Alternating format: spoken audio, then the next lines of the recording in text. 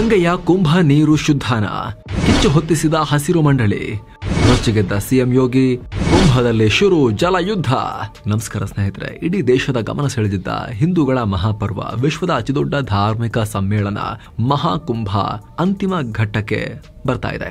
ಆದರೆ ಇಂಥ ಹೊತ್ತಲ್ಲಿ ಕೇಂದ್ರ ಹಾಗೂ ಯುಪಿ ಸರ್ಕಾರದ ನಡುವೆ ದೊಡ್ಡ ಜಲ ಸಂಘರ್ಷ ಶುರುವಾಗಿದೆ.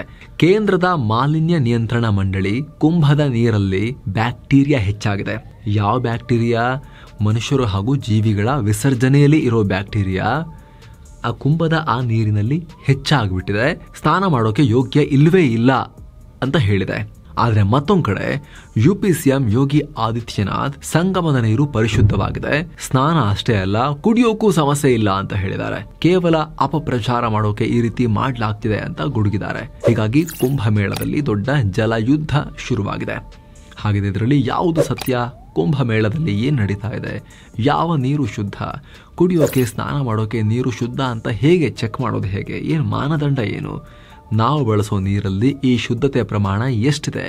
ಎಲ್ಲವನ್ನ ಈ ವರದಿಯಲ್ಲಿ ನೋಡ್ತಾ ಹೋಗೋಣ. ಸ್ನೇಹಿತರೆ, ಮೊದಲಿಗೆ ಒಂದು ಕಾಮನ್ ಸೆನ್ಸ್ನ ವಿಚಾರ. ಅಲ್ಲಿ 100-200,000 ಜನ ಹೋಗಿಲ್ಲ, 60 ಕೋಟಿಗೂ ಅಧಿಕ ಜನ. ಕೆಲವೊಂದು ಸಲ ಅಂತೂ ಒಂದೇ ದಿನಕ್ಕೆ 7-10 ಕೋಟಿ ಜನ ವಿಸಿಟ್ ಮಾಡಿದ್ದಾರೆ. ಒಂದೊಂದು ದಿನಕ್ಕೆ ಟೋಟಲ್ ಇದುವರೆಗೆ 60 ಕೋಟಿಗೂ ಅಧಿಕ ಜನ ಅಲ್ಲಿ ಭೇಟಿ ನೀಡಿರೋದು. ಒಂದು ಜಾಗಕ್ಕೆ ಅರ್ಧ ದೇಶದ ಪಾಪ್ಯುಲೇಷನ್ ಹೋಗ್ಬಿಟ್ರೆ ಒಂದೊಂದೇ ದಿನಕ್ಕೆ ಇಡೀ ಕರ್ನಾಟಕದ ಪಾಪ್ಯುಲೇಷನ್, ಒಂದಿನ ಅಂತೂ 7-8 ಕೋಟಿ ಜನ ಹೋಗ್ಬಿಟ್ಟಿದ್ರು. ಅಂದ್ರೆ ಅರ್ಥ ಏನು? ಇಡೀ ಕರ್ನಾಟಕದ ಪಾಪ್ಯುಲೇಷನ್, ಕರ್ನಾಟಕ ಫುಲ್ ಖಾಲಿ ಮಾಡಿ ಅಲ್ಲಿಗೆ ಹೋದಂಗೆ ಅಲ್ವಾ? ಸುಮ್ಮನೆ ಕಂಪ್ಯಾರಿಸನ್ ಹೇಳಬೇಕು ಅಂದ್ರೆ, ಈ ತರ ಜನಸಮೂಹ ಹೋದಾಗ ನೈರ್ಮಲ್ಯದ ಸವಾಲುಗಳು ಎದ್ದೇ ಹೇಳ್ತವೆ. ಅದನ್ನ ಯಾವ ಕಾರಣಕ್ಕೂ ಸಾಲ್ವ್ ಮಾಡೋಕ್ಕೆ ಸಾಧ್ಯ ಇಲ್ಲ, 100% ಸೊಲ್ಯೂಷನ್ ಕೊಡೋಕೆ ಆಗೋದಿಲ್ಲ. ಈ ಕಾಮನ್ ಸೆನ್ಸನ್ನು ಫಸ್ಟ್ ಮೈಂಡಲ್ಲಿ ಸೆಟ್ ಮಾಡಿಕೊಂಡೆ, ಎಕ್ಸ್ಪೆಕ್ಟೇಷನನ್ನು ಕರೆಕ್ಟಾಗಿ ಸೆಟ್ ಮಾಡಿಕೊಂಡೆ ನಾವು ಈ ವರದಿಯಲ್ಲೂ ಕೂಡ ಮುಂದುವರಿಬೇಕು. ಈ ಧಾರ್ಮಿಕ ಆಚರಣೆ ವಿಚಾರದಲ್ಲೂ ಕೂಡ ಮೈಂಡ್ ಸೆಟ್ಟನ್ನು ತಯಾರು ಮಾಡ್ಕೋಬೇಕು. ನೈರ್ಮಲ್ಯವನ್ನು, ಅದರಲ್ಲೂ ಕೂಡ ನದಿಯ ನೀರಿನಲ್ಲಿ ಏನಾಗುತ್ತೆ ಅನ್ನೋದನ್ನು 100% ಫುಲ್ ಪ್ರೂಫ್ ಮಾಡೋಕೆ ಇಟ್ ಇಸ್ ಇಂಪಾಸಿಬಲ್. ಆದರೆ ಈ ವಿಚಾರದಲ್ಲಿ ವಾದ ಪ್ರತಿವಾದ ಮಾಡಬೇಕಾದ್ರೆ ಅಂಕಿ ಅಂಶಗಳನ್ನು ಕೂಡ ನಾವು ಕರೆಕ್ಟಾಗಿ ತಾಳೆ ಹಿಡಿದು ನೋಡಲೇಬೇಕಾಗತ್ತೆ. ಅಂಕಿ ಅಂಶಗಳು ಏನು ಹೇಳ್ತಿದ್ದಾವೆ ಅನ್ನೋದನ್ನ ಕೂಡ ನೋಡಲೇಬೇಕಾಗತ್ತೆ.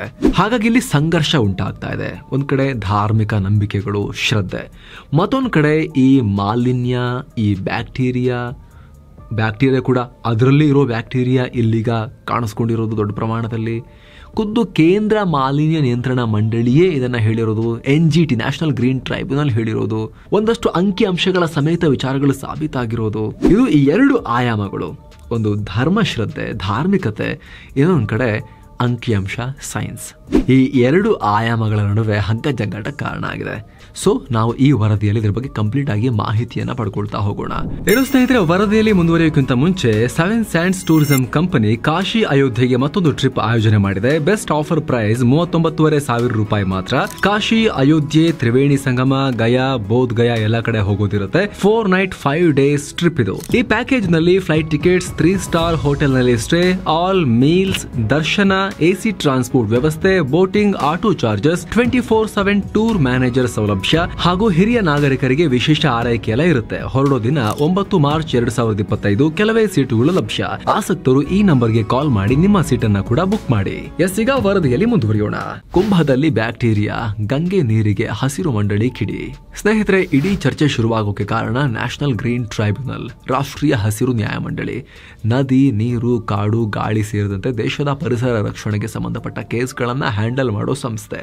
ನಿಮಗೆ ಗೊತ್ತಿರೋ ಹಾಗೆ ಈ NGT ನೇರವಾಗಿ ಅಲ್ಲದೆ ಇದ್ರೂ ಕೂಡ ಕೇಂದ್ರ ಸರ್ಕಾರದೇ ಒಂದು ಭಾಗ. NGT ಮುಖ್ಯಸ್ಥರನ್ನ ಕೇಂದ್ರ ಸರ್ಕಾರವೇ ಮುಖ್ಯ ನ್ಯಾಯಮೂರ್ತಿಗಳ ಮೂಲಕ ಅಪಾಯಿಂಟ್ ಮಾಡುತ್ತೆ. ಇಂಥ NGT ಮುಂದೆ ಕಳೆದ ಡಿಸೆಂಬರ್ನಲ್ಲಿ ಒಂದಿಷ್ಟು ಅರ್ಜಿಗಳು ಬಂದಿದ್ವು. ಅದರಲ್ಲಿ ಪ್ರಯಾಗ್ರಾಜ್ನಲ್ಲಿ ಗಂಗಾ ನದಿಗೆ ಚರಂಡಿ ನೀರನ್ನು ಹರಿಸಲಾಗ್ತಾ ಇದೆ. ಇದರಿಂದ ನದಿ ನೀರು ಕಲುಷಿತ ಆಗುತ್ತೆ. ಮುಂದೆ ಕುಂಭಮೇಳದಲ್ಲಿ ಜನ ಇಲ್ಲಿ ಪುಣ್ಯ ಸ್ನಾನ ಮಾಡ್ತಾರೆ. ಹೀಗಾಗಿ ರಾಜ್ಯ ಸರ್ಕಾರಕ್ಕೆ ನೀವು ಸೂಚನೆ ಕೊಡಬೇಕು ಅಂತ ಕೇಳಲಾಗಿತ್ತು. ಈ ಅರ್ಜಿ ವಿಚಾರಿಸಿದ NGT, ರಾಷ್ಟ್ರೀಯ ಮಾಲಿನ್ಯ ನಿಯಂತ್ರಣ ಮಂಡಳಿ CPCB ಮತ್ತು ಉತ್ತರ ಪ್ರದೇಶ ಸರ್ಕಾರಕ್ಕೆ ಸಂಸ್ಕರಣೆ ಮಾಡದೆ ಯಾವುದೇ ಚರಂಡಿ ನೀರನ್ನ ನದಿಗೆ ಬಿಡದಂತೆ ಕ್ರಮ ತಗೊಳ್ಳಿ ಅಂತ ಆದೇಶಿಸಿತ್ತು. ಅಲ್ಲದೆ ಕುಂಭಮೇಳ ನಡೆಯೋ 45 ದಿನಗಳಾದ್ಯಂತ ನದಿ ನೀರಿನ ಗುಣಮಟ್ಟ ಕುಡಿಯೋಕೆ ಮತ್ತು ಸ್ನಾನ ಮಾಡೋಕೆ ಯೋಗ್ಯವಾಗಿರುವಂತೆ ನೋಡ್ಕೊಳ್ಳಿ, ಪವಿತ್ರ ಸ್ನಾನಕ್ಕೆ ಬರೋ ಭಕ್ತಾದಿಗಳಿಗೆ ಯಾವುದೇ ತೊಂದರೆ ಆಗಬಾರದು ಅಂತ ಹೇಳಿತ್ತು. ಇದಕ್ಕಾಗಿ ರಾಷ್ಟ್ರೀಯ ಮಾಲಿನ್ಯ ನಿಯಂತ್ರಣ ಮಂಡಳಿ ಸಿಪಿಸಿಬಿ ಮತ್ತು ಉತ್ತರ ಪ್ರದೇಶ ಮಾಲಿನ್ಯ ನಿಯಂತ್ರಣ ಮಂಡಳಿ UPPCB ವಾರಕ್ಕೆ 2 ಸಲ ಗಂಗಾ ಮತ್ತು ಯಮುನಾ ನದಿಗಳಲ್ಲಿ ಬೇರೆ ಬೇರೆ ಜಾಗದಲ್ಲಿ ನೀರಿನ ಸ್ಯಾಂಪಲ್ ಕಲೆಕ್ಟ್ ಮಾಡಿ ಟೆಸ್ಟ್ ಮಾಡಬೇಕು. ಅದರ ರಿಪೋರ್ಟ್ ಅನ್ನ ವೆಬ್ಸೈಟ್ಗಳಲ್ಲಿ ಪಬ್ಲಿಕ್ ಮಾಡಬೇಕು. ಅಲ್ಲದೆ 2 ವಾರಕ್ಕೊಮ್ಮೆ NGTಗೂ ರಿಪೋರ್ಟ್ ಕೊಡಬೇಕು ಅಂತ ಹೇಳಿತ್ತು. ಅದರಂತೆ ಸಿಪಿಸಿಬಿ ರಿಪೋರ್ಟ್ ಮಾಡ್ತಾ ಬಂದಿದೆ. ಫೆಬ್ರವರಿ 3ನೇ ತಾರೀಕು ಸಲ್ಲಿಸಿದ ವರದಿಯಲ್ಲಿ ಈ ಆಘಾತಕಾರಿ ವಿಚಾರ ಹೊರಬಂತು. ಕಲುಷಿತ ಆಗಿ ಹೋಗಿದೆ, ಅತ್ಯಂತ ಕೆಟ್ಟ ರೀತಿಯ ಬ್ಯಾಕ್ಟೀರಿಯಾಗಳು ಇದರಲ್ಲಿದ್ದಾವೆ ಅಂತ ಹೇಳಿಬಿಡ್ತು. ಸೊ ಜನವರಿ 12, 13ನೇ ತಾರೀಕು ನಡೆಸಿದ ಟೆಸ್ಟ್ ಪ್ರಕಾರ ಬಹುತೇಕ ಎಲ್ಲ ಜಾಗಗಳಲ್ಲಿ BOD ಪ್ರಮಾಣ ಜಾಸ್ತಿ ಆಗಿದೆ ಅಂತ ಹೇಳಿದೆ. BOD ಅಂದ್ರೆ ಬಯೋಕೆಮಿಕಲ್ ಆಕ್ಸಿಜನ್ ಡಿಮಾಂಡ್, ನೀರಿನಲ್ಲಿ ಸೂಕ್ಷ್ಮಾಣು ಜೀವಿಗಳಿಗೆ ಬೇಕಾಗುವ ಆಕ್ಸಿಜನ್ ಪ್ರಮಾಣ. ನೀರಿನಲ್ಲಿ ಹೆಚ್ಚು ಕಸ, ಹೆಚ್ಚು ಆರ್ಗ್ಯಾನಿಕ್ ವೇಸ್ಟ್ ಇದ್ದಷ್ಟು ಹೆಚ್ಚು ಸೂಕ್ಷ್ಮಾಣು ಜೀವಿಗಳು ಉದ್ಭವ ಆಗ್ತವೆ, ಸಹಜವಾಗಿ ಹೆಚ್ಚು ಆಕ್ಸಿಜನ್ ಬಳಸ್ತವೆ. ಹೀಗಾಗಿ BOD ಪ್ರಮಾಣ ಹೆಚ್ಚಾದಷ್ಟು ನೀರು ಕಲುಷಿತ ಆಗಿದೆ ಅಂತ ಅರ್ಥ. ಕುಡಿಯೋ ನೀರಿನಲ್ಲಿ ಈ BOD 0 ಇರಬೇಕು, ಆದರೆ ಲೀಟರ್ಗೆ 1 ಮಿಲಿಗ್ರಾಮ್ ಇದ್ರೆ ಓಕೆ. ಅದೇ ರೀತಿ ಸ್ನಾನ ಮಾಡೋಕೆ ಲೀಟರ್ಗೆ 3 ರಿಂದ 5 ಮಿಲಿಗ್ರಾಮ್ ಇದ್ರೆ ಓಕೆ. ಈಗ ಪ್ರಯಾಗ್ರಾಜ್ನ ಬಹುತೇಕ ಜಾಗಗಳಲ್ಲಿ ಈ BOD ಪ್ರಮಾಣ ವಿಪರೀತ ಜಾಸ್ತಿ ಆಗಿದೆ. ಸ್ನಾನ ಮಾಡೋಕೆ ಯೋಗ್ಯವಲ್ಲದಷ್ಟು ನೀರು ಹಾಳಾಗಿದೆ ಅಂತ ಸಿಪಿಸಿಬಿ ರಿಪೋರ್ಟ್ ಹೇಳಿದೆ. ಅಲ್ಲದೆ ಮನುಷ್ಯ ಮತ್ತು ಪ್ರಾಣಿಗಳ ವಿಸರ್ಜನೆಯಿಂದ ಹೊರಬರುವ ಫಿಕಲ್ ಬ್ಯಾಕ್ಟೀರಿಯಾ ಅದರ ಪ್ರಮಾಣ ತುಂಬಾ ಜಾಸ್ತಿ ಆಗಿದೆ ಅಂತ ಹೇಳಿತ್ತು. ಇದೇ ರಿಪೋರ್ಟ್ ಆಧಾರವಾಗಿಟ್ಕೊಂಡು NGT ಕೂಡ ಕುಂಭಮೇಳ ನಡೀತಿರೋ ಜಾಗದಲ್ಲಿ ನದಿ ನೀರು ಶುದ್ಧವಾಗಿಲ್ಲ ಅಂತ ಹೇಳಿತ್ತು. ಆದರೆ UP ಸರ್ಕಾರ ಮಾತ್ರ ಈ ರಿಪೋರ್ಟ್ ನ ತಳ್ಳಿ ಹಾಕಿದೆ.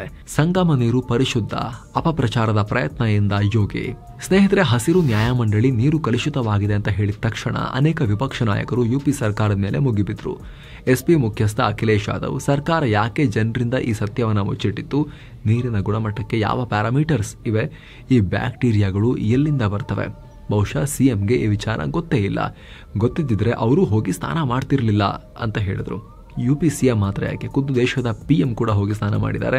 ಎಂಟೈರ್ ಅಂಬಾನಿ ಫ್ಯಾಮಿಲಿ ಹೋಗಿ ಕೂಡ ಅದೇ ನೀರಲ್ಲಿ ಮುಳುಗೆದ್ದು ಬಂದಿದೆ. ಸೊ ಈ ರೀತಿ ಸಿಚುವೇಶನ್ ಇದೆ. ಅಖಿಲೇಶ್ ಈ ರೀತಿ ಹೇಳಿದ್ರು, ಯೋಗಿ ಗೊತ್ತಿರಲಿಲ್ಲ ಇಲ್ಲಿ ಆ ಬ್ಯಾಕ್ಟೀರಿಯಾ ಇದೆ ಅಂತ, ಅದಕ್ಕೆ ಹೋಗಿ ಅವರು ಮುಳುಗ್ ಬಂದಿದ್ದಾರೆ ಅಂತ ಹೇಳಿದ್ರು. ಖುದ್ದು ಈ ರೀತಿ ಎಲ್ಲ ಹೇಳಿದ ಅಖಿಲೇಶ್ ಯಾದವ್ ಕೂಡ ಹೋಗಿ ಕುಂಭ ಸ್ನಾನ ಮಾಡ್ಕೊಂಡು ಬಂದಿದ್ದಾರೆ. ಸೊ ಈ ಬಗ್ಗೆ ಉತ್ತರ ಪ್ರದೇಶ ವಿಧಾನಸಭೆಯಲ್ಲಿ ರಿಯಾಕ್ಟ್ ಮಾಡಿರೋ UP CM ಯೋಗಿ ಆದಿತ್ಯನಾಥ್, ಪ್ರಯಾಗ್ರಾಜ್ನಲ್ಲಿರೋ ನದಿ ನೀರಿನ ಗುಣಮಟ್ಟ ಚೆನ್ನಾಗಿದೆ, ನದಿಗೆ ಕನೆಕ್ಟ್ ಆಗ್ತಾ ಇದ್ದ 81 ಚರಂಡಿಗಳನ್ನು ಸ್ಟಾಪ್ ಮಾಡಿದ್ದೀವಿ, ದಿನಕ್ಕೆ 261 ಮಿಲಿಯನ್ ಲೀಟರ್ ಕೊಳಚೆ ನೀರನ್ನು ಸಂಸ್ಕರಿಸಿ ಬಿಡಲಾಗ್ತಿದೆ. ಅಲ್ಲದೆ UPPCB ಅಂದರೆ ಉತ್ತರ ಪ್ರದೇಶ ಮಾಲಿನ್ಯ ನಿಯಂತ್ರಣ ಮಂಡಳಿ ಪ್ರಕಾರ ಜನವರಿ ಫೆಬ್ರವರಿಯಲ್ಲಿ ಫೇಕಲ್ ಬ್ಯಾಕ್ಟೀರಿಯಾಗಳ ಪ್ರಮಾಣ ಅಕ್ಸೆಪ್ಟಬಲ್ ರೇಂಜ್ನಲ್ಲಿ ಇತ್ತು. 100 ಮಿಲಿ ನೀರಿನಲ್ಲಿ 2500ಕ್ಕಿಂತ ಕಮ್ಮಿ ಫಿಕಲ್ ಬ್ಯಾಕ್ಟೀರಿಯಾಗಳಿದ್ರೆ ಅದನ್ನ ಅಕ್ಸೆಪ್ಟಬಲ್ ರೇಂಜ್ ಅಂತಾರೆ, ಓಕೆ ನಡೆಯುತ್ತೆ ಅಂತಾರೆ. ಆಕ್ಚುಲಿ 500ಕ್ಕಿಂತ ಕಮ್ಮಿ ಇದ್ರೆ ಸ್ನಾನ ಮಾಡೋಕೆ ಬೆಟರ್, 2500ಕ್ಕಿಂತ ಜಾಸ್ತಿ ಇದ್ರೆ ಪೊಲ್ಯೂಟೆಡ್ ಅಂತ ಹೇಳ್ತಾರೆ. ಸೊ ಇಲ್ಲಿ ಯೋಗಿ ಅವರು ಏನ್ ಹೇಳಿದ್ರು, ತ್ರಿವೇಣಿ ಸಂಗಮದ ನೀರು ಆ ಲಿಮಿಟ್ ಒಳಗೆ ಇತ್ತು ಅಂತ ಹೇಳಿದ್ದಾರೆ. ಕೆಲ ಜಾಗಗಳಲ್ಲಿ ಬೇರೆ ಬೇರೆ ಕಾರಣಕ್ಕೆ ಫಿಕಲ್ ಬ್ಯಾಕ್ಟೀರಿಯಾ ಸಂಖ್ಯೆ ಜಾಸ್ತಿ ಇರಬಹುದು, ಆದರೆ ಸಂಗಮದಲ್ಲಿ ಮಾತ್ರ ಎಲ್ಲ ಪರ್ಫೆಕ್ಟ್ ಆಗಿದೆ ಅಂತ ಹೇಳಿದ್ದಾರೆ. ಅಲ್ಲದೆ UPPCB ನಿರಂತರವಾಗಿ ನೀರನ್ನು ಮಾನಿಟರ್ ಮಾಡ್ತಾ ಇದೆ. BOD ಪ್ರಮಾಣ ಕೂಡ 3 ಪಾಯಿಂಟ್ಗಿಂತ ಕಮ್ಮಿನೇ ಇದೆ. ಇವತ್ತು ಕೂಡ ಈ ಲಿಮಿಟ್ ಒಳಗೇನೆ ಇತ್ತು. ಹೀಗಾಗಿ ಸಂಗಮದ ನೀರು ಕೇವಲ ಸ್ನಾನ ಮಾಡೋಕಷ್ಟೇ ಅಲ್ಲ, ಅಂಚ್ಮನ್ ಅಂದ್ರೆ ಕುಡಿಯೋಕ್ಕೂ ಯೋಗ್ಯವಾಗಿದೆ. ಹತ್ತತ್ರ 60 ಕೋಟಿಗೂ ಅಧಿಕ ಭಕ್ತಾದಿಗಳು ಇದರಲ್ಲಿ ಆಲ್ರೆಡಿ ಪವಿತ್ರ ಸ್ನಾನ ಮಾಡಿದ್ದಾರೆ. ಹಲವಾರು ಸೆಲೆಬ್ರಿಟಿಗಳು ಕೂಡ ಸ್ನಾನ ಮಾಡಿದ್ದಾರೆ. ಆದರೆ ಕುಂಭಮೇಳದ ಬಗ್ಗೆ ಈ ರೀತಿ ಅಪಪ್ರಚಾರ ಮಾಡೋಕೆ ಮಾಡ್ತಿದ್ದಾರೆ ಅಂತ ಯೋಗಿ ಹೇಳಿದ್ರು. ಅಲ್ಲದೆ ಸನಾತನ ಧರ್ಮ, ಗಂಗಾ ಮಾತೆ, ಭಾರತ ಅಥವಾ ಮಹಾಕುಂಭ ವಿರುದ್ಧ ಆಧಾರರಹಿತ ಆರೋಪ ಇಲ್ಲ ಫೇಕ್ ವಿಡಿಯೋ ಮಾಡೋದು ಈ 56-60 ಕೋಟಿ ಜನರ ನಂಬಿಕೆಯೊಂದಿಗೆ ಆಟ ಆಡದಾಗತ್ತೆ ಅಂತ ಕೂಡ ಹೇಳಿದ್ರು. ಆದರೆ ಸ್ನೇಹಿತರೆ, ರಾಷ್ಟ್ರೀಯ ಹಸಿರು ಮಂಡಳಿ UP ಮಾಲಿನ್ಯ ನಿಯಂತ್ರಣ ಮಂಡಳಿ ರಿಪೋರ್ಟೇ ಸರಿ ಇಲ್ಲ ಅಂತ ಹೇಳಿದೆ. ಈಗ ಹಳೆ ಡಾಕ್ಯುಮೆಂಟ್ ಮಾಹಿತಿ ಸರಿ ಇಲ್ಲ, UP ಸರ್ಕಾರಕ್ಕೆ ಜಾಡಿಸಿದ ನ್ಯಾಯಮಂಡಳಿ. ಸ್ನೇಹಿತರೆ, ಒಂದ್ ಕಡೆ ಯೋಗಿ ಅವರು UPPCB ವರದಿಯನ್ನ ಇಟ್ಕೊಂಡು ಎಲ್ಲ ಸರಿ ಇದೆ ಅಂತ ವಿಧಾನಸಭೆಯಲ್ಲಿ ವಾದ ಮಾಡ್ತಾ ಇದ್ರೆ, ಮತ್ತೊಂದ್ ಕಡೆ ನ್ಯಾಷನಲ್ ಗ್ರೀನ್ ಟ್ರೈಬ್ಯುನಲ್ ಅಂದ್ರೆ ರಾಷ್ಟ್ರೀಯ ಹಸಿರು ನ್ಯಾಯಾಧೀಕರಣ UPPCBಗೆ ಜಾಡಿಸಿದೆ. ಯಾಕಂದ್ರೆ ಆರಂಭದಲ್ಲಿ NGT ಕೇಂದ್ರ ಮಾಲಿನ್ಯ ನಿಯಂತ್ರಣ ಮಂಡಳಿ ಮತ್ತು UPPCB ಎರಡಕ್ಕೂ 2 ವಾರಕ್ಕೊಮ್ಮೆ ನೀರಿನ ಗುಣಮಟ್ಟದ ಬಗ್ಗೆ ರಿಪೋರ್ಟ್ ಮಾಡಿ ಅಂತ ಹೇಳಿತ್ತಲ್ಲ. ಘನ ಉತ್ತರ ಪ್ರದೇಶ ಸರ್ಕಾರದ UPPCB ಆ ರಿಪೋರ್ಟ್ ಅನ್ನೇ ಕೊಟ್ಟಿರಲಿಲ್ಲ. ಹೀಗಾಗಿ ಸೆಂಟ್ರಲ್ ಬೋರ್ಡ್ನ ರಿಪೋರ್ಟ್ ಸ್ವೀಕರಿಸುವಾಗ NGT UPPCB ಕೂಡಲೇ ವರದಿ ಕೊಡಿ ಅಂತ ಮತ್ತೊಂದ್ಸಲಿ ಉಗಿತು. ಆಗ ತರಾತುರಿಯಲ್ಲಿ ಬುಧವಾರ UPPCB ರಿಪೋರ್ಟ್ ಮಾಡಿ ಕಳಿಸಿದೆ. ಆದರೆ ಅಲ್ಲಿ ಕೆಲ ಸ್ಯಾಂಪಲ್ಗಳು ಹಳೇದು, ತುಂಬಾ ಓಲ್ಡ್, ಜನವರಿ 12ಕ್ಕಿಂತ ಮೊದಲಿದ್ದು, ಅಂದರೆ ಮಹಾಕುಂಭ ಶುರುವಾಗೋಕ್ಕಿಂತ ಮುಂಚಿನದ್ದು. ಇನ್ನು ಈಗಿನ ಕೆಲ ಸ್ಯಾಂಪಲ್ಗಳಲ್ಲಿ ಮುಖ್ಯವಾದ ಬಯೋಕೆಮಿಕಲ್ ಆಕ್ಸಿಜನ್ ಡಿಮಾಂಡ್ BOD ಹಾಗೆ ಕೆಮಿಕಲ್ ಆಕ್ಸಿಜನ್ ಫಿಕಲ್ ಕಾಲಿಫಾರ್ಮ ಬ್ಯಾಕ್ಟೀರಿಯಾ ಬಗ್ಗೆ ಡೀಟೇಲೇ ಕೊಟ್ಟಿಲ್ಲ. ಹೀಗಾಗಿ ಸಿಟ್ಟಿಗೆದ್ದ NGT ಏನೋ ಆಟ ಆಡ್ತಾ ಇದ್ದೀರಾ, ಯಾಕೆ ನಮ್ ಟೈಮ್ ವೇಸ್ಟ್ ಮಾಡ್ತಾ ಇದ್ದೀರಾ ಅಂತ ಮತ್ತೆ ಜಾಡಿಸಿದೆ UPPCBಗೆ. ಅಲ್ಲದೆ 1 ವಾರದ ಒಳಗೆ ಕಂಪ್ಲೀಟ್ ಡೀಟೇಲ್ ಇರುವ ರಿಪೋರ್ಟ್ ಕೊಡಬೇಕು ಅಂತ ಹೇಳಿದೆ.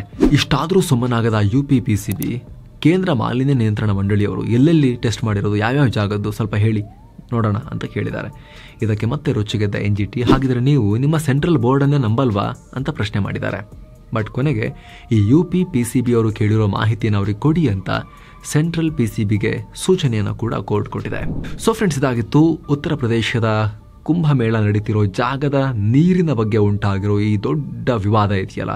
UP ಅಸೆಂಬ್ಲಿಯಲ್ಲಿ ಬಂದು CMA ರಣಾವೇಶದಿಂದ ಮಾತಾಡೋ ರೀತಿಯಲ್ಲಿ ವಿವಾದ ಆಗಿದೆ. ಇದು ಅದ್ರ ಬಗ್ಗೆ ನಿಮಗೆ ಒಂದಷ್ಟು ಕ್ಲಾರಿಟಿ ಕೊಡೋ ಪ್ರಯತ್ನವನ್ನು ನಾವು ಮಾಡಿದ್ದೀವಿ. Thank you so much. ಮತ್ತೆ ಭೇಟಿ ಆಗ್ತಿರೋಣ. ನಮಸ್ತೆ.